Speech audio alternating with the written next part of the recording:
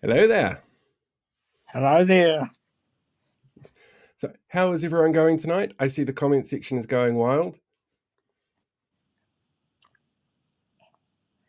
Or I could just sit here in silence. That works too. I have a guest. Do you want to see my guest, Blake? All right. This is an illegal alien who eats cats. His name is Gordon. He's from the planet Melmac, and I'm pretty sure that this is who Donald Trump was talking about during the debate the other day. It is an interesting thing, that debate, and we're going to talk about it a little bit later with Professor Robert Patman, because he had some thoughts on the topic. So wave goodbye to everyone. Cool. Right. Also, can I just say, I'm really glad that this thing didn't crash on me like it did last week. Really glad. Everyone liked the new background, by the way. Yeah, so we've done some upgrades on a few things. The graphics have been updated on the video and the podcasts. And there's like a motion graphic in the background now, which is fancy. Gordon is related to Alf. Yes, because Alf is Gordon. His name was always Gordon Shumway in the TV show, and they just called him Alf because it was an alien life form. It was the late 80s. They were on a lot of drugs. Yeah. Anyway, for those of you that would have, for those of our viewers that are on social media, you might have seen that I posted a new thread today. And it's not a good one. Yeah, so I've started to get hit by the disability cuts bug, finally. Hooray. So that's been fun. And I've had some very high-profile journalists, which I can't speak about right now, that have reached out to me. So we'll see how that goes. Yeah, unfortunately, the cuts from the government are hitting lots of people in lots of places, and there are some targeted areas like the disability sector, for example, that are being hit harder. And then the ministers have the audacity to stand up in Parliament and say, we're not making any cuts. We're determined to uphold enabling good lives as long as we can still pay our tax cuts for landlords. It's, kind of depressing. Yeah, the thing that gets me is they say there's no cuts, and then, it directly affects someone. Yeah. Yeah. It's not great. So we have a very, very jam-packed episode for people tonight. We have two fantastic interviews. We've got, first of all, Dr. Lawrence Xu-Nan, who is a Green Party MP. He's an Egyptologist. And I want to thank Sam from It's in the Ballot on this one. I was on a show a couple of weeks ago, and we were having a look at something that Lawrence said in the House, and saw that it popped up with Doctor, and was kind of curious to see what he was a doctor of, and found out it was Egyptology. And I'm just like, I have to interview this guy. So Blake and I sat down this morning and had a chat with him, and I think it's brilliant. And it actually went longer than we're used to. So there is the abridged version that we're playing tonight, and there is an extended version that's available now for YouTube paid members, and it will be available tomorrow about 10 o'clock in the morning for everybody else. If you want to see the 5 or 6 minutes of extra nerdy stuff that we cut out, kind of tried to keep it a little bit more in line with the politics side of things when I cut it today. Anything else you need to add there, Blake?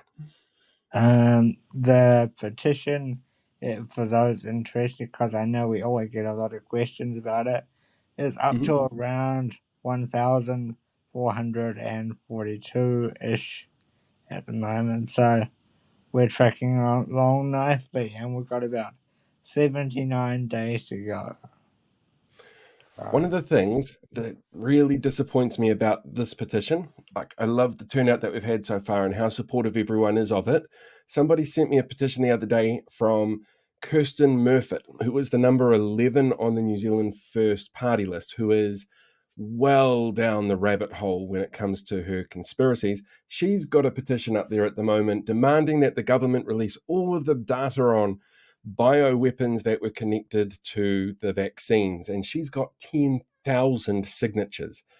I mean, for something as stupid as that to get 10,000 signatures and something as important as this, still only on that 1,450 odd mark, we need to get more people out there signing this petition, because there are some voices which should probably be heard a lot more in Parliament and in those select committee processes than what we're seeing at the moment.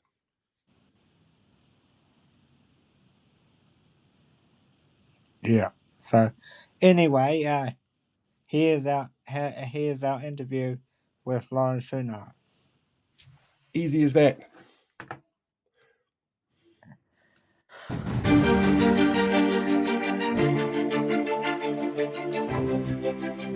In the studio, we have Lawrence Xu-Nan joining us, who is the Green Party MP for ethnic communities and education. So, welcome, Lawrence.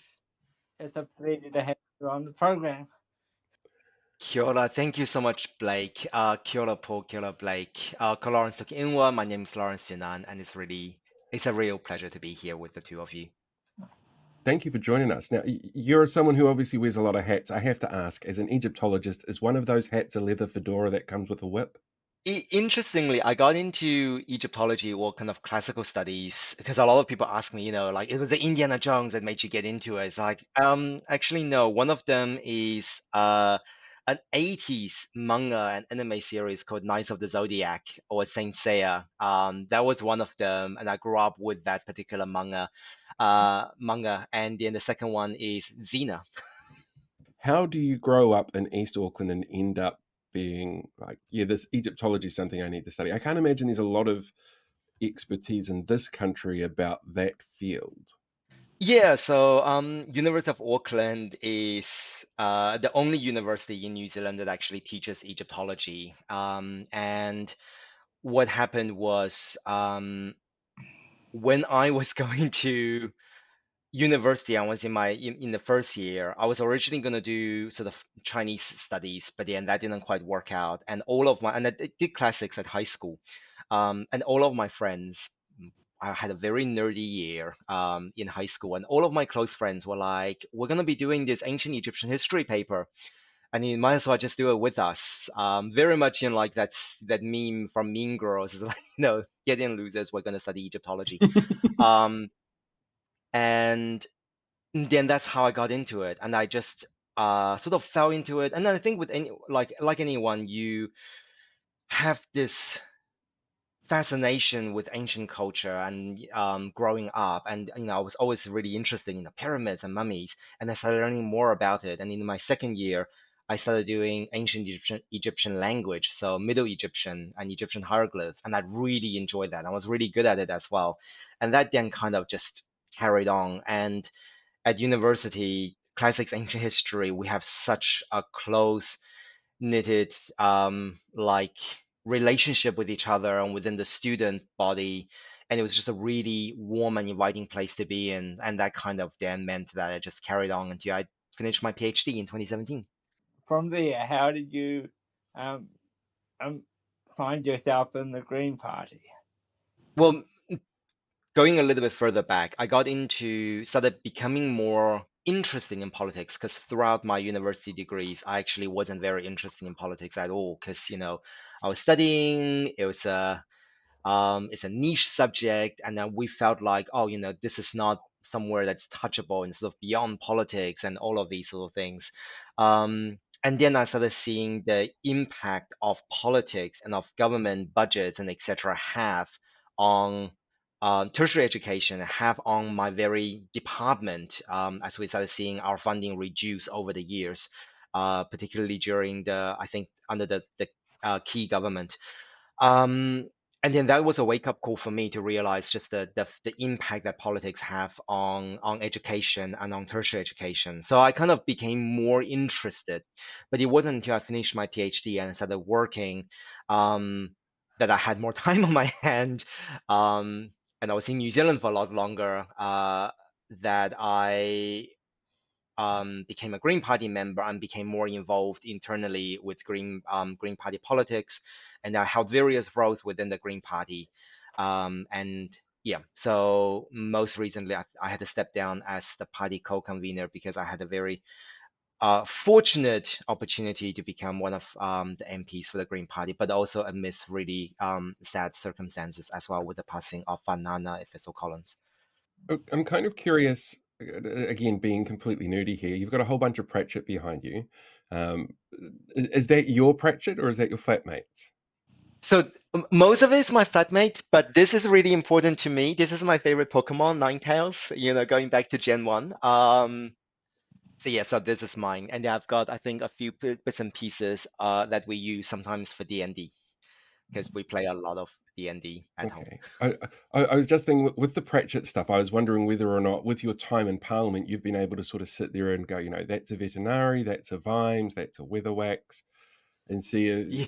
recognize those characteristics in people who actually make the decision-making process happen within Parliament. I haven't actually read a lot of Terry Pratchett, but I have seen enough and heard enough to go like, you know, here is someone who's got an enormous knowledge and kind of infinite creativity when it comes to building and shaping a world and being able to tie sort of real life concepts. And I think most recently I was reading somewhere something about I can't remember the character's name, talking about essentially what capitalism is and Oh, how about the he cost of boots. explained it, yeah, Yeah. in this world. And it's amazing. It's and I think it's really accessible.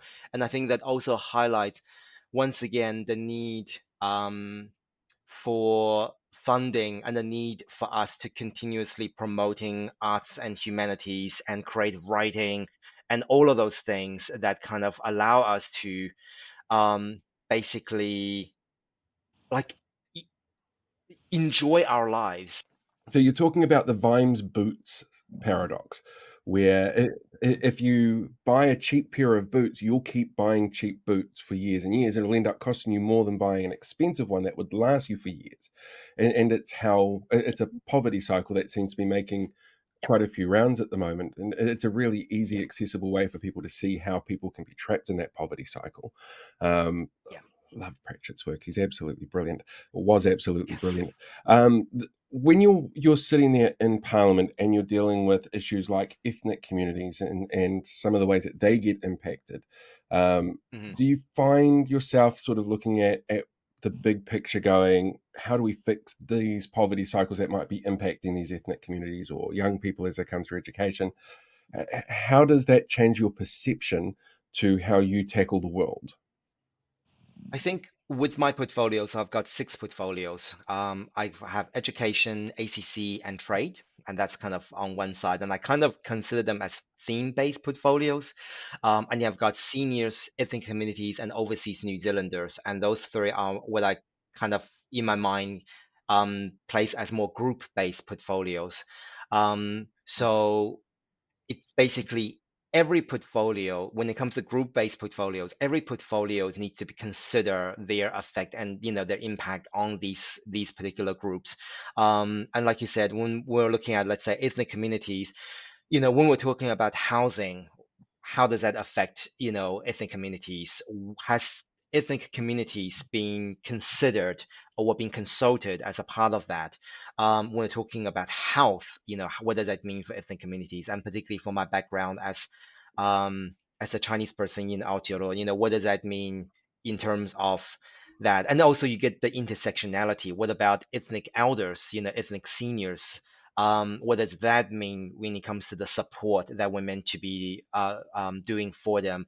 And I think, when we're being looking at particularly some of the things we're talking about when it comes to disability issues, um, nothing about us without us, I think, is really pertinent when we're talking about all of these sort of different groups and how we can ensure that any policies and law or etc., even though we're in opposition, we're able to challenge the government on the decisions that they make that affects all of these different groups. You bring up a really good point because I was just saying to Paul before we went on this call this morning about the nothing else stuff about a kind of thing. It's up until now I hadn't really been affected by the cutting, but sort of in the last few days it started to really affect me as well. So in your community, how much impact are you seeing of these disability cuts in your local community as a local MP, Lawrence? Specifically in my kind of portfolio area, particularly when it comes to education, one of the key things that we're seeing is just the lack of funding when it comes to support staff, the difficulties that people have when it comes to getting ORS funding, and the ongoing resource scheme from the Ministry of Education. Um, and I think one of the things that recently we've been working on and then been thinking a lot about is sort of the resource that is needed from a ECE perspective, early childhood education perspective, for students with additional needs. One of the issues that we're currently facing when it comes to ECE is the fact that the current government want to see more and more privatization of ECE centers, which means that they are going to put profit over people and over our young people and our children. And we've heard stories from parents with children and with needs. I think I was talking to someone whose daughter has a genetic disorder that's very similar to cerebral palsy, and he was rejected from a number of ECE centers because they're like, we just don't have the skills or capacity to deal with them, and now has managed to finally found one for his daughter, but then that's ages away from where they are. So every day he has to travel by car for like up to 30 minutes to try and just to send his daughter to a EC center, and that shouldn't happen. That shouldn't happen in Aotearoa, and I think that's not how we look after our people. You bring up a really good point, because the minister would just, the acting minister, beg your pardon, was just saying in recent. Not really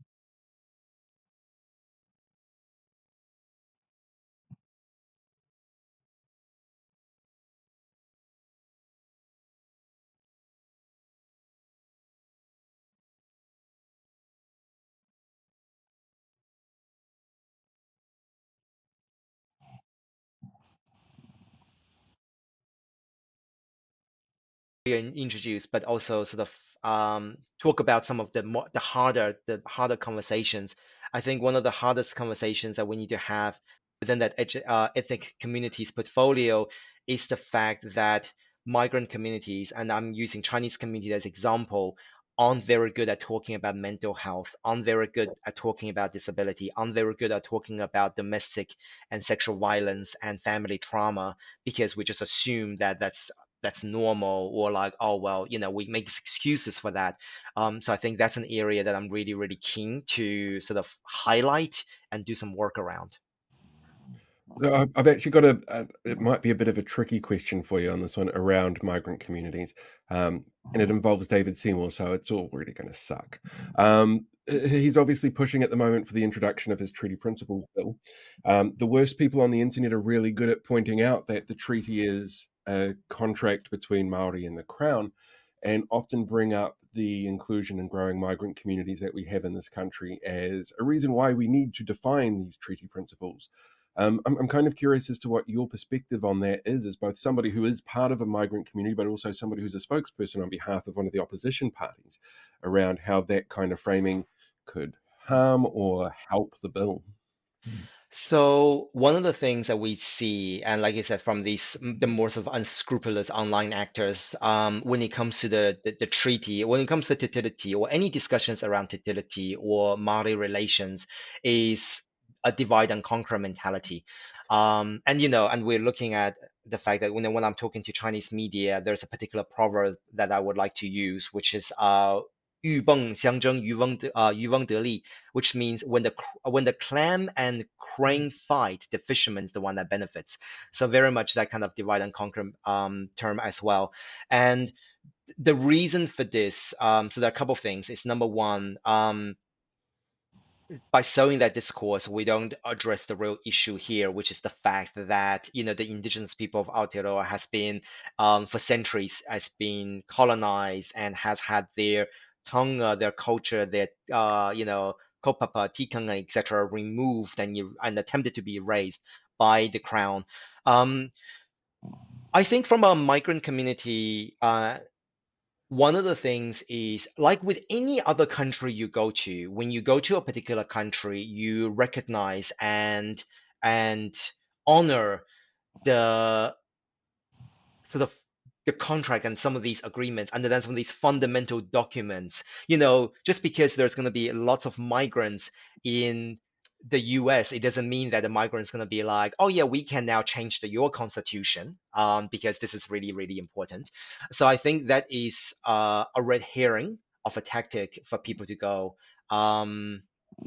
like, oh, migrants, should really weigh in. I think as a migrant, I come here and then I'll be like, look, here is the contract, and you know, in this case, both parties supposedly has invited us as migrants to their country, and we know we're going to be looked after by the parties. And I think that's where the angle really is how do we then highlight and how do we build on top of our understanding of utility by engaging with the indigenous people. And I think the idea is like, oh, migrants needs to have a say, migrants needs to be having a say, but also being able to hear from Mali and be able to build that relationship with Mali. To be fair, Chinese people have had relationships with Mali going back to the 1800s. We're looking at when the first wave of Chinese migrants came here, as during the mining rush. It wasn't the Pakeha who looked after the Chinese. Yeah, they took the money with the head poll tax and everything,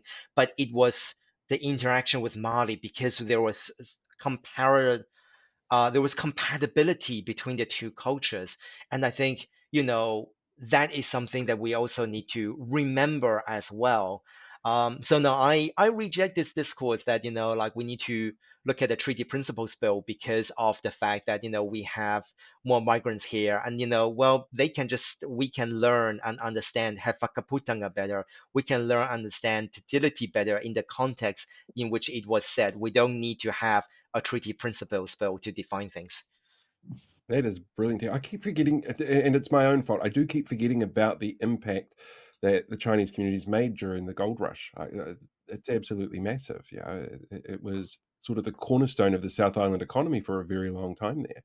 So yeah, we've got a long history of that in this country. Yeah, it's not just the South Island. You're looking at, like, for example, in Taranaki, when it comes to Taranaki black gold and Chuchon and his family, when we're looking at some of the work that Joe and Fei Gok did in terms of revitalizing Kumara in Tamakimakoto, like there's all of these stories of really beautiful interactions, and among the Kikia as well, all of these really beautiful interactions between Chinese people and Chinese migrants and Tangata Whenua and Mana Whenua.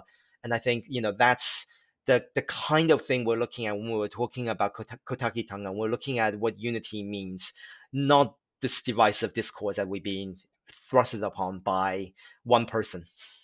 He does seem very determined, despite all of the objections from everybody. Is it something that you guys are preparing for as a party? Taking the battle out there, knowing that it's going to stir up a whole bunch of bullshit from a whole bunch of shitheads?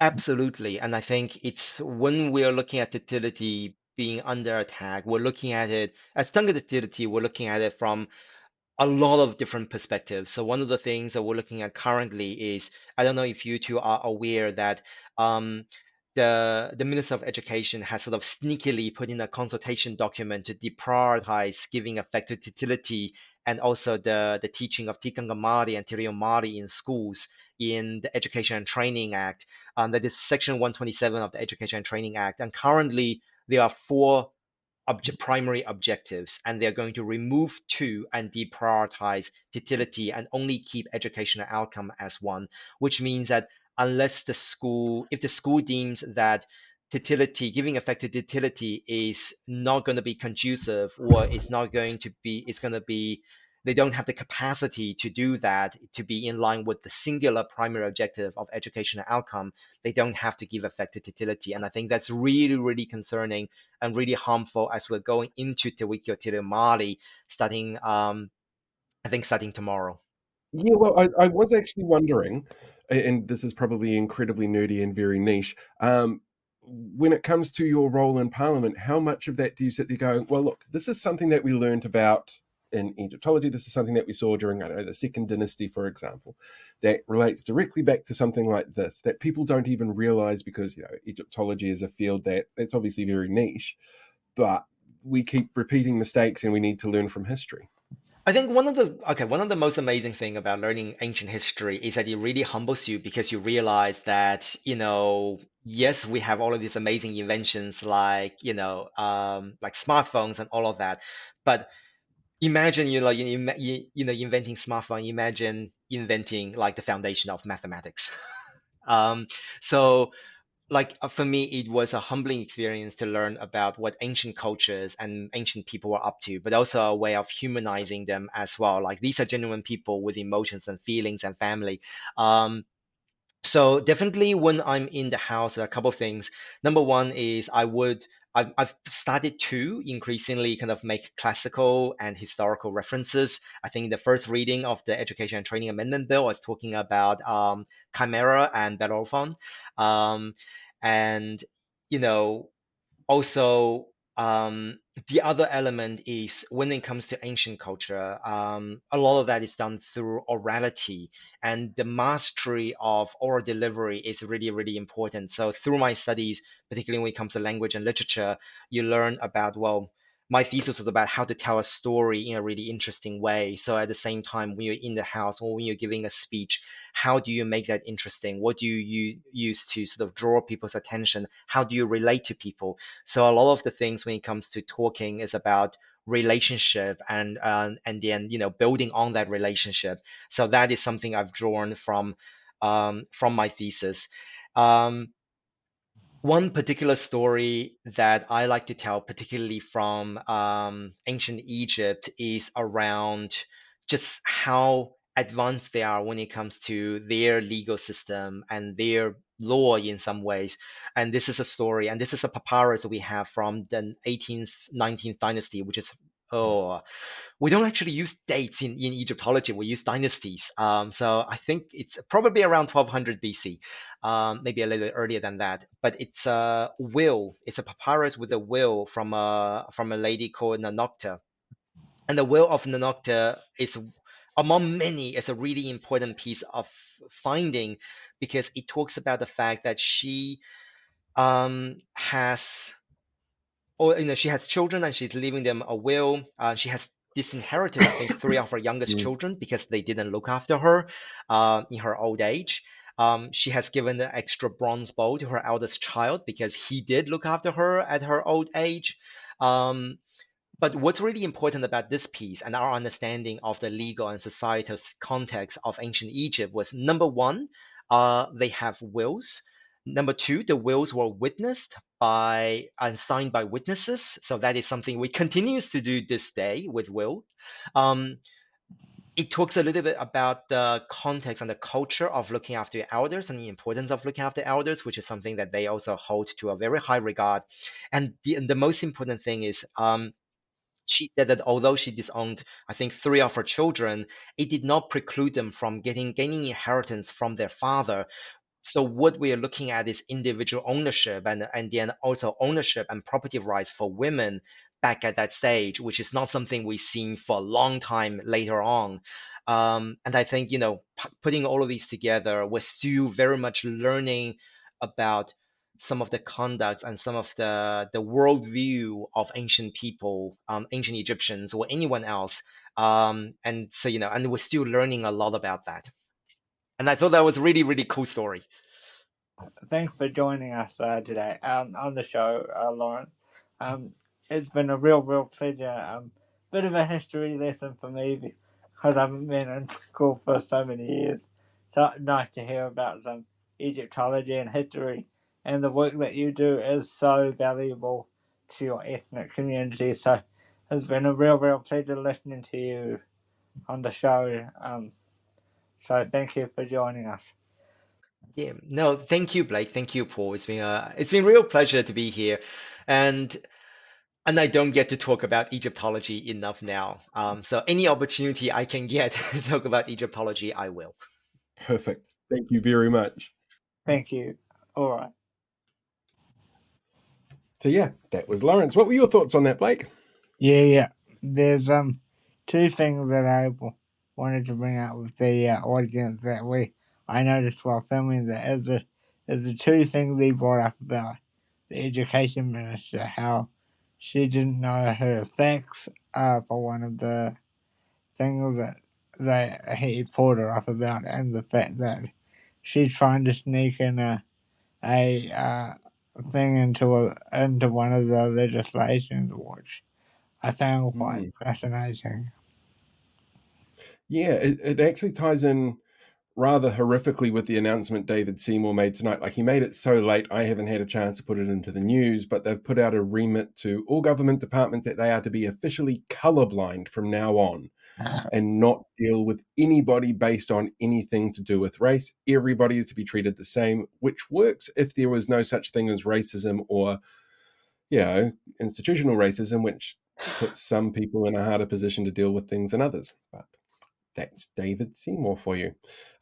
For people who are wondering what we cut out of that, there's actually a whole conversation in there about Lucy Lawless and a comet that we cut out, as well as a little bit of other sort of nerding out things. So that's available now for paid members on my YouTube page, and it'll be available to everyone tomorrow from 10 o'clock in video and podcast form. And excuse our pop culture nerdiness. The pop culture nerdiness I'm never apologizing for. Yeah. Never. Before we start the next interview, though, there is one thing that I'd like to interject with ever so slightly. Just anybody who watches any kind of online left-leaning media will know Kiwi Skirt, who is 52 years old today. So happy birthday, Kiwi Skirt. Love seeing your name pop up everywhere. Love the work that you're doing. The mahi is absolutely amazing. And I know I speak for everybody who's out there creating content. We really appreciate everything that you do to support everyone in the field. So happy birthday. I hope it's been an amazing day for you. Yeah. And yeah. Thank you for all the what you do for people like me and our petitions and that as well. So yeah, happy birthday to you. Now on to our second interview for tonight. Paul earlier today got to sit down with Professor Robert Patman from Otago University because I was busy dealing with the aftermath of the disability cut that I mentioned earlier. So I had to make a call earlier in the week to the best man I know that can do this stuff. So here's Paul's interview with Professor Robert Patman. Yeah, I think he's upgraded his camera since the last interview as well. So that helped a lot. Let's check it out.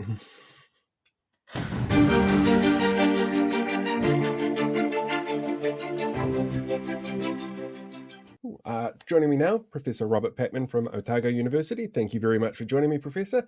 How's the weather down there? Have you got snow?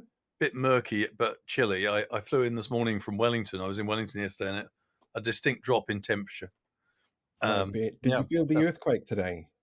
I didn't, but yeah, I thought it was just the building moving. No, I didn't feel it. It's probably not a bad thing. I don't like earthquakes, not at all. Hey, the big news this week in terms of anything international was obviously the presidential debate that happened between Kamala Harris and Donald Trump. While I've been seeing a million memes about the Simpsons and dogs and cats being fearful for their lives in Springfield, I'm kind of curious what your impressions were of the whole thing. Well, I think my impressions were probably not too different from many other people. I thought that Kamala Harris, I think she had a good night. One thing that struck me immediately was I think she prepared thoroughly for the occasion, and you could see that her legal background played a role in the finesse and polish of her performance.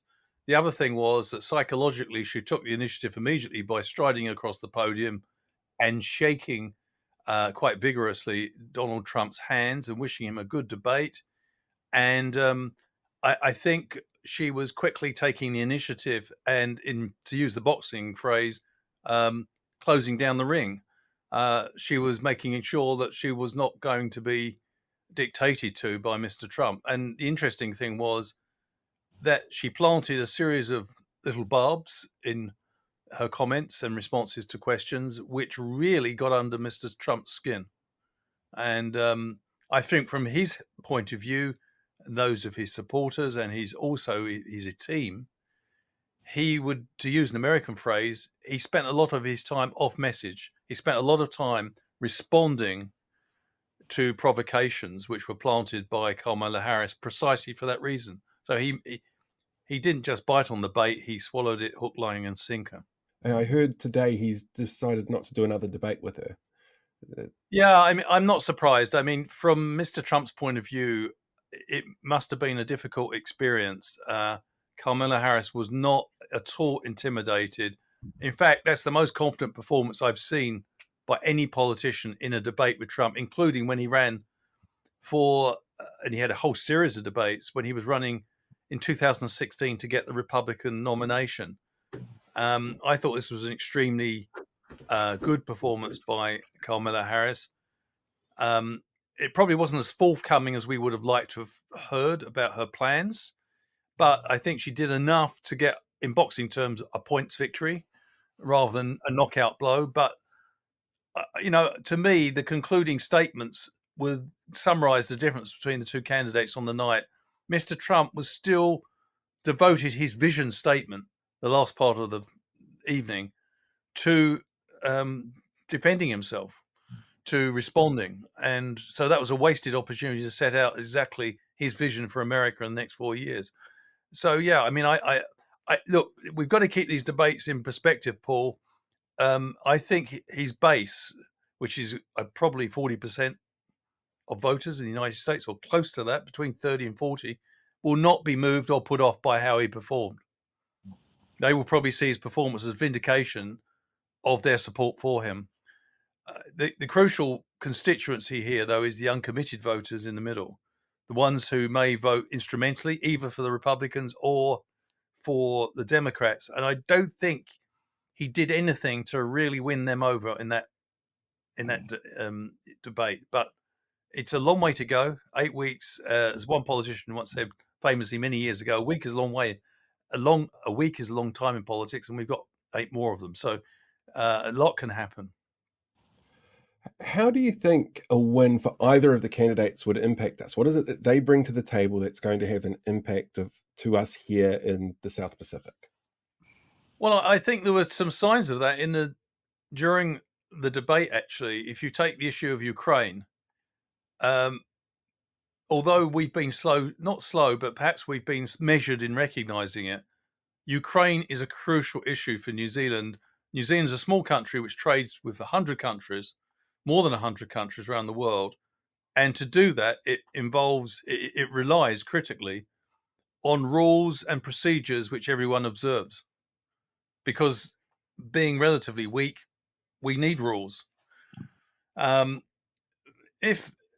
the Ukraine subject came up, Mr. Trump was invited to say whether he would support Ukraine through to victory. Would he back Ukraine winning that conflict?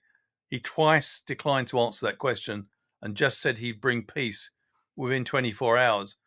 Now, that's a slightly alarming signal to New Zealand, because if Mr. Trump's peace involves a land for peace deal which, in other words, that Mr. Putin largely keeps the land that he's illegally seized from Ukraine, that's destabilizing globally, particularly for countries, middle and small powers like ours.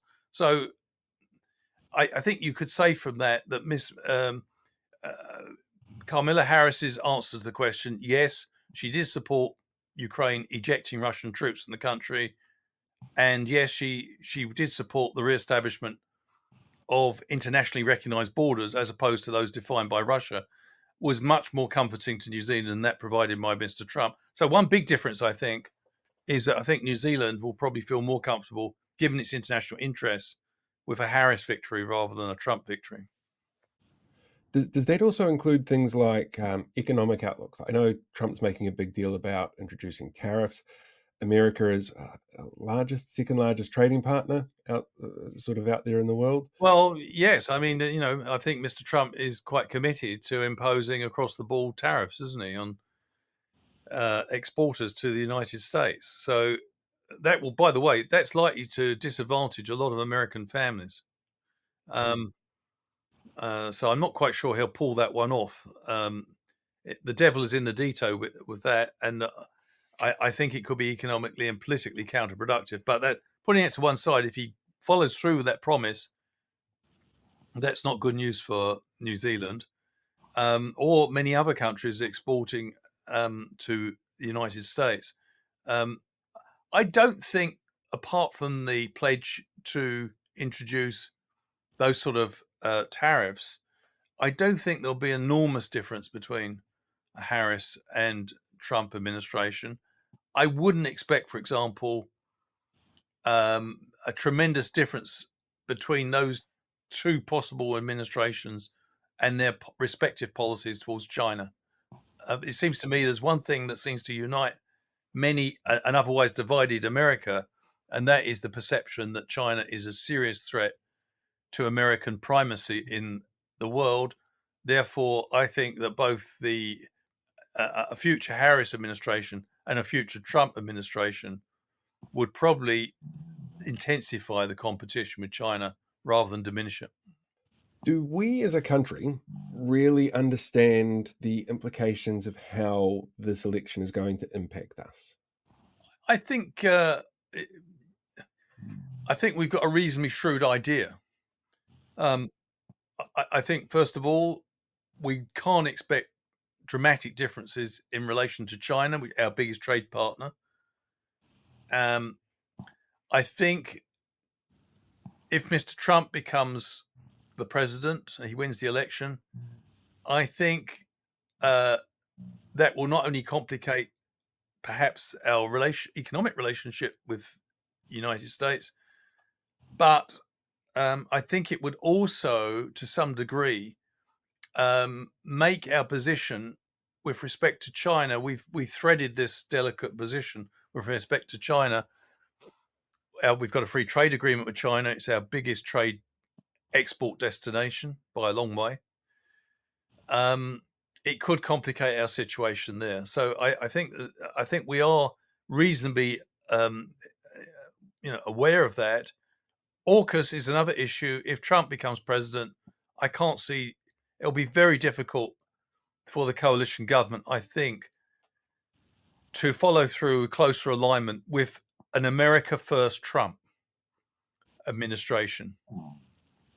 And indeed, when I was in Australia last year, someone who's remained unnamed, a senior military official, said to me, actually, if Mr. Trump becomes president, AUKUS itself becomes problematic because in Australia's case, they're largely paying for it.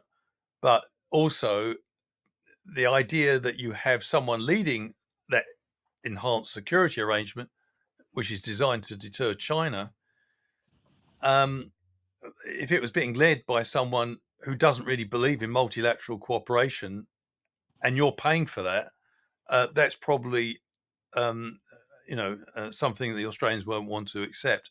I just think it will be very difficult politically for Chris Luxon-led government to be able to politically sell a closer alignment with a Trump administration. Most Kiwis, right across the board, I don't think it's just on the middle or the set left, but on the right, there's a fair degree of skepticism about Mr. Trump's international America First position. So I think that could, I think there's awareness there. So I think on China, AUKUS, relations with the Pacific, that's an interesting one. That's a very important area for New Zealand, both in terms of people-to-people ties. Also, Maori in this country consider themselves, emphasize the Pacific identity of their people, and that has contributed to a tightening relationship with the Pacific. I think on balance, we'd probably prefer a Harris administration to a Trump one with regard to that issue. But, some of these foreign policy issues, it's difficult to predict in advance because Harris has been she's been an incumbent as vice president, but at the same time, it's largely a ceremonial role. So she may turn out to be quite differently to how we expect, where if and when she if she wins the election and when she gets that position as president as a result.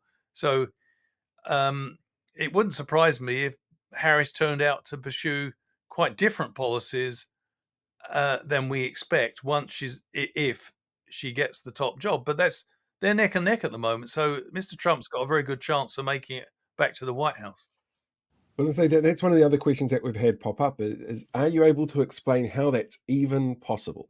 Since New Zealanders sort of sit back and look at Trump and go, how is this the best that you can do? And the polls are so incredibly close. It's the kind of thing I think New Zealanders don't really understand how it could happen. No, it is a difficult thing to comprehend outside the United States, and for some Americans, difficult to comprehend within. I was very taken by, or struck, I should say, by an observation made after the first Biden-Trump debate by a Washington Post observer who said he or she had watched 12 presidential debates in her career. It was the first time that the clear winner, which was Mr. Trump, had emerged having not answered a single question and coherently lied throughout the whole thing. She could never remember a winner on that basis. And she was, the person was reflecting on the depths to which American politics has fallen. And certainly if you watch the debates between John Kennedy and Richard Nixon in 1960 and certainly the first debate, and I suspect the second one, a huge decline in terms of political debate and discourse since then. So that's a bit of a sobering message, I think, for those of us who always assume as the years go by, everything gets better and better everywhere. It doesn't always work that way.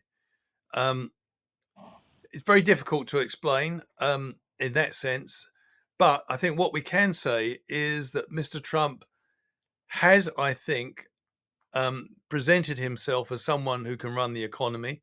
That in his term is contestable. By the time he left office, he had high levels of unemployment.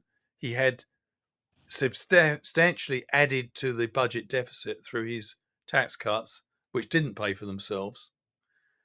But the Biden administration, although it's been relative, most economists give the Biden administration a pretty good rating, actually, because they've got unemployment to quite low levels.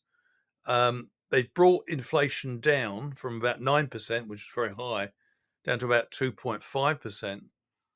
And they've got, record levels in the stock market. So on the face of it, you'd think many people will be happy, but they're not. And I think the reason is despite all those gains, for many American families, they compare the costs of living in 2024 with 2021 when Mr. Biden began his administration.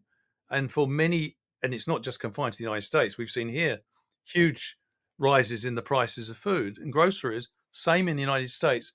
I was reading something recently that many Americans believe their groceries bill alone is 20% more expensive in 2024 than it was in 2021. So I think that may have contributed to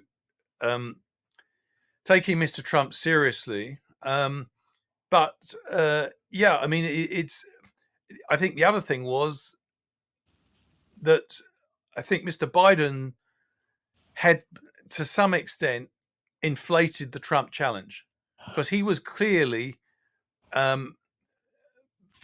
think, and I don't mean this in an unpleasant way, I meant Mr. Biden was showing signs of frailty.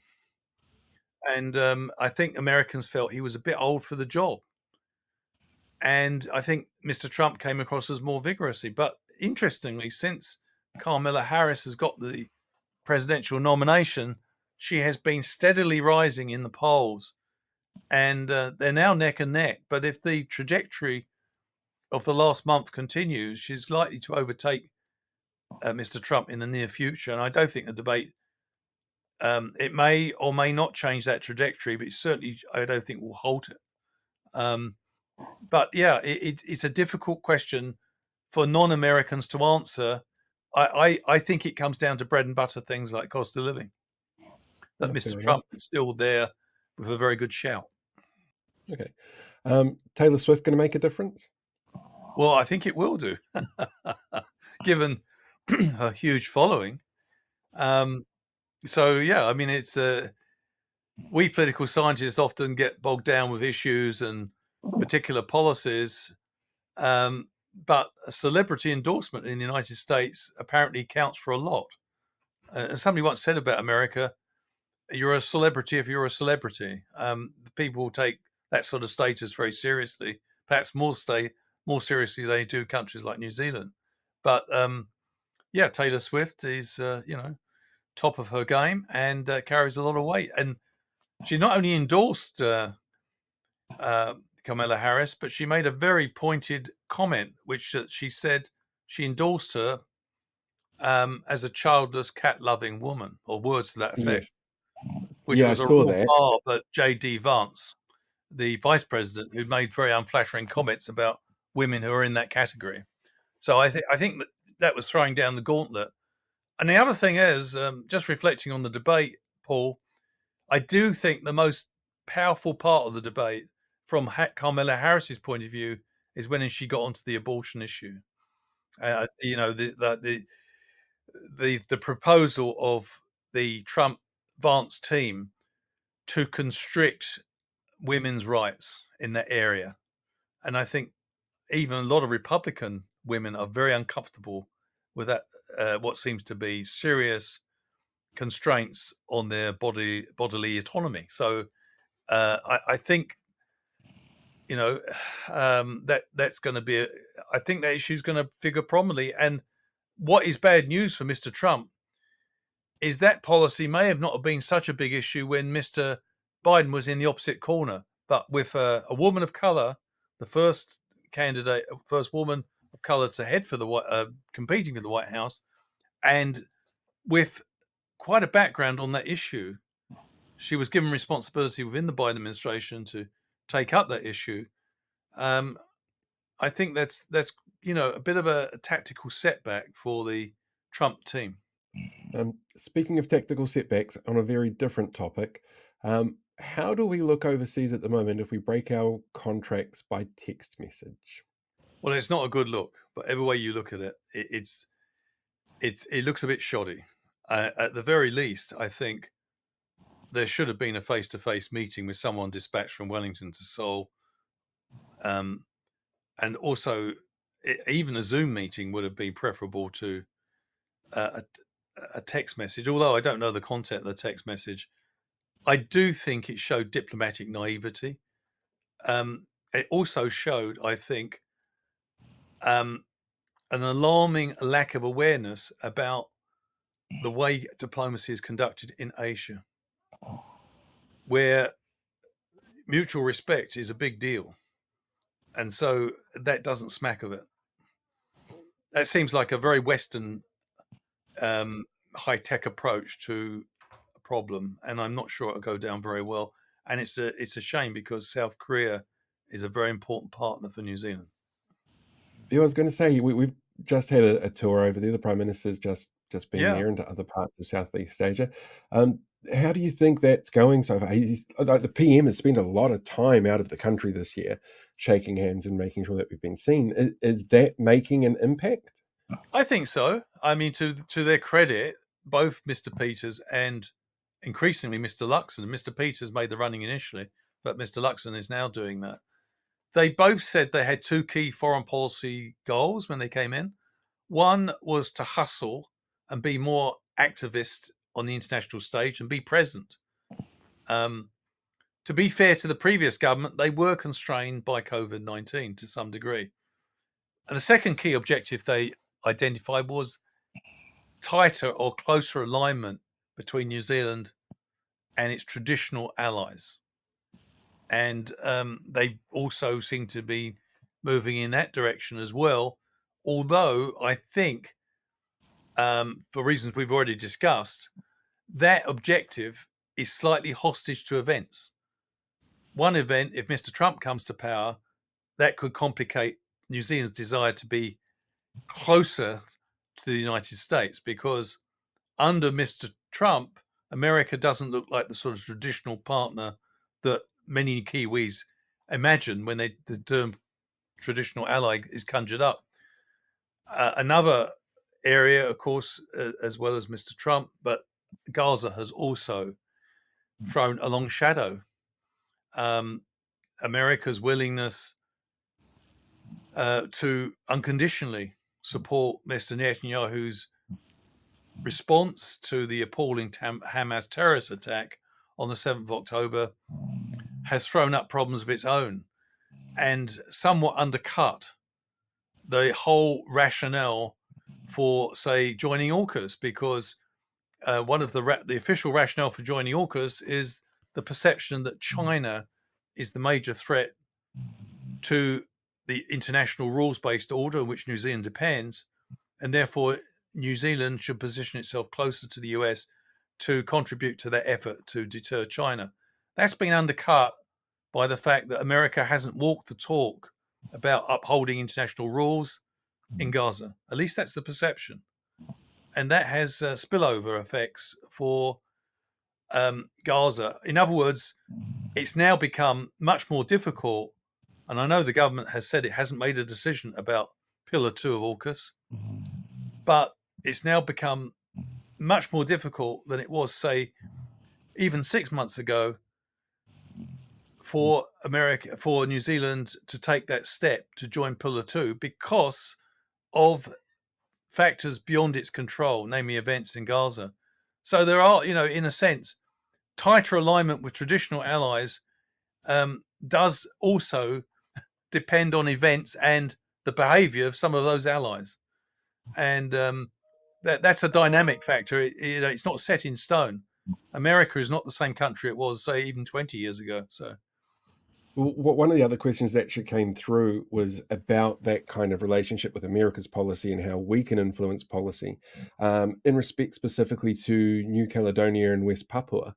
The question is, does US policy influence our policy in respect to those places? I think there is a suspicion it does.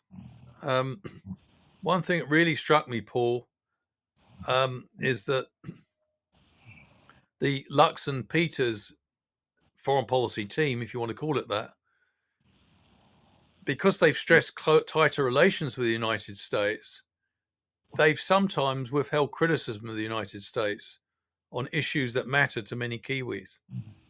And we've already mentioned one, Gaza.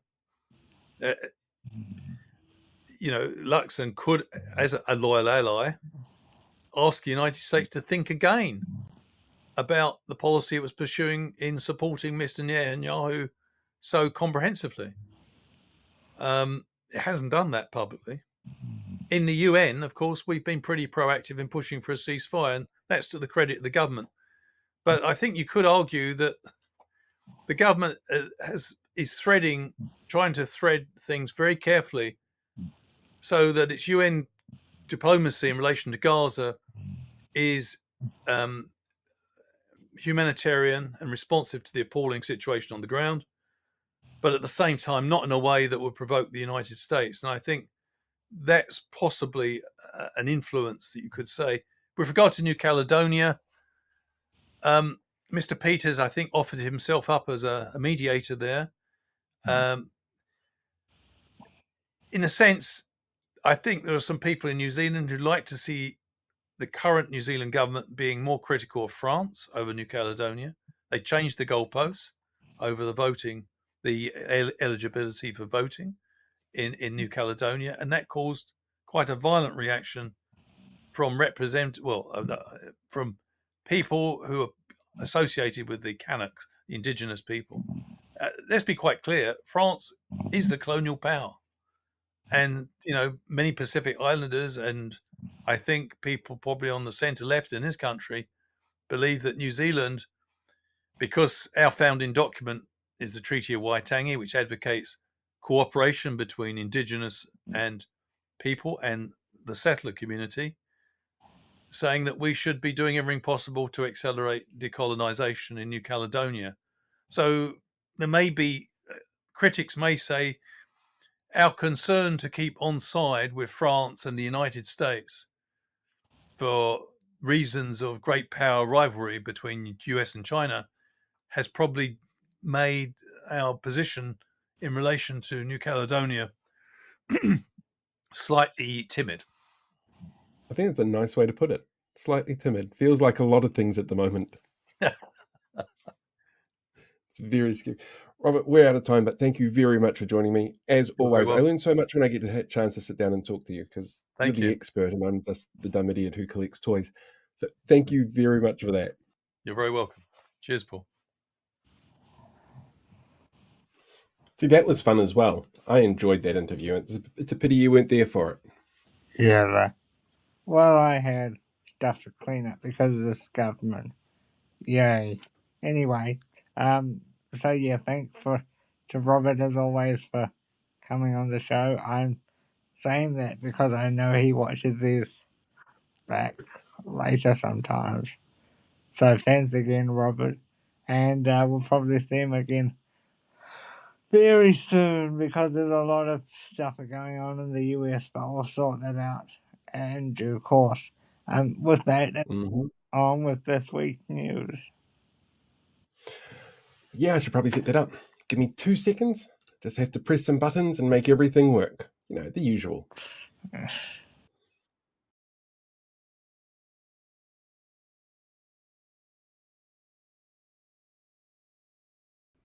Not breaking news, the other one. Did I do breaking news? Yeah. Well, it's still the news, and there are things that are broken, so that's going to count for this.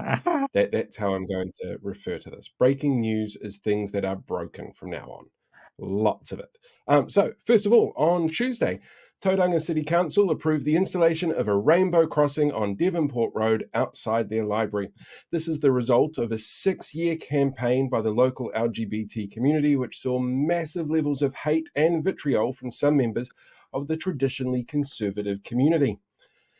Said one community commentator, anonymous mode on Grindr is good enough for me. Why do I need to publicly have things rammed down my throat? Before whinging to Chris Luxon, Sam Uffindell and Simeon Brown in posts to cry that this isn't getting back to basics, while others have questioned where their straight pride crossing was, clearly not realising that this is the straight pride flag, making almost every other crossing a straight pride crossing. The New Zealand Air Force unveiled its new C-130J Hercules this week for the first time. The first of a fleet of 5 landed this week, with the rest expected to be in the country by the end of the year. The long-awaited upgrade was commissioned under the previous government, thanks Labour, to replace an ageing fleet that had a combined 97,000 flight hours under its wing. As part of the delivery process, Defence Minister Judith Collins travelled from the US to Aotearoa on the delivery flight, stating, "This is a lot less drafty than the broomstick I'm used to." Comments resurfaced this week from John Key from a charity event a few weeks ago, where he told host Samantha Hayes that if he was voting in America this election, he would still vote for Donald Trump. The man seen as the shining light of the National Party would vote for someone who claims in post-birth abortion is a thing, people are eating cats and dogs, and giving illegal aliens gender reassignment surgery. Totally not weird at all. Speaking of the presidential debate, within minutes of the end of the debate, pop superstar Taylor Swift endorsed Kamala Harris for the role, with a social media post signed off with a line about childless cat ladies. Pundits believe this endorsement alone could see a huge boost for Harris and younger voters, and it led to a direct exponential spike in voter registration. Meanwhile, Trump supporter John Key downplayed the endorsement, saying, "Who would listen to any young woman who doesn't have their hair in a ponytail?" Technology Minister Judith Collins announced this week that the government would be creating its own AI known as GovGPT, a ring-fenced large language model that will be able to access government data on individuals to learn from. Despite media hype because they learn from human data points and are designed to work based on language inputs, AI models still have some serious flaws, like trouble with logic and maths problems, meaning we'll probably see National's first synthetic MP soon, or their second one. It was revealed earlier this week as well that David Seymour, seen here showing an audience the hand movements you use to throw out a constitutional living document, seemingly had preferential funding for his new Ministry of Regulation, which has paid out nearly $500,000 in consultation fees for contractors in the last 6 months. This was after revelations last month that civil servants in the ministry were on far higher average salaries compared to other government ministries. The replacement for the Productivity Commission was designed to identify areas of wasteful government spending and streamline processes, has not yet delivered anything, and yet has already cost the taxpayer 4 times more than its predecessor. If they're looking for bloated bureaucracy and wasteful spending, then I hate to be the one to tell them, but the call's coming from inside the house. Research then into the free school lunch program released to the government this week has shown universal access to free lunch programs have immense positive impacts on students' abilities to learn. Associate Education Minister David Seymour said, "It's a good thing we saved those school lunches from whoever it was that was threatening to cut them." Now, spare a thought this week. There are going to be some really scared politicians out there who will no doubt be feeling upset, confused, and angry as Te Wiki o Te Reo Māori begins tomorrow. This is the first Māori language week since the start of the coalition being in power and taking over an office. Before they, started to hack and slash at anything Māori. But a week where increased presence of the languages everywhere is bound to send shivers down their spines. My advice to them, if they're too scared to face the language, tu whitia te hopu mai rangatia ti angitu. And finally, on Tuesday in Nashville, Tennessee, rock star Jon Bon Jovi successfully talked a woman out of committing suicide by jumping off a bridge. He reportedly told her that she had to hold on to what she's got. Okay, that's it for the news. I finish on a terrible, terrible joke, but a true story. Jon Bon Jovi did actually talk a woman out of committing suicide, which I think is absolutely amazing. And with that, I'm done. News is done. They were filming his new music video for his new album. Is that what they were doing there? Yeah. Okay. That is very cool. I see I had some super chats come through there as well. So thank you very much, guys. Really appreciated it. It all helps. I'm going to let you in on a little secret, okay? At the start of this year, I actually set myself up like a series of goals of what I wanted to reach with my social media.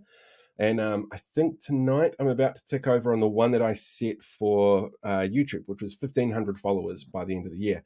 So I'm just impressed that I'm still here and doing all of this stuff. And I want to thank everybody out there for supporting what it is that we do, because it is really appreciated. And thank you. Really, really. As I always say, thank you for endorsing me here too. So it's been good to get to know you all, and that's been fun as well. I'm just going to answer this quick question from Dave Monster. It means feel the fear and do it anyway.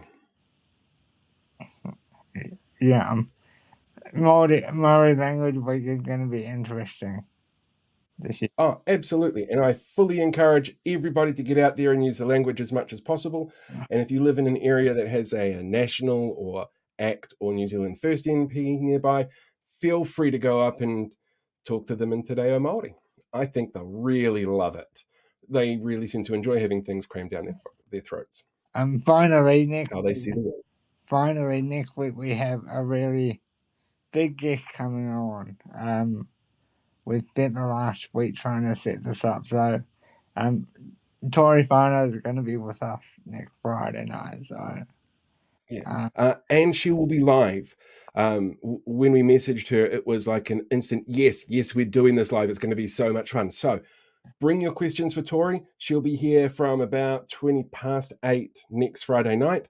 If you've got questions that you can't make it to the show, for example, and you want questions asked, there are comment sections on Facebook and in the community section on the YouTube page that you're more than welcome to put comments and questions in for.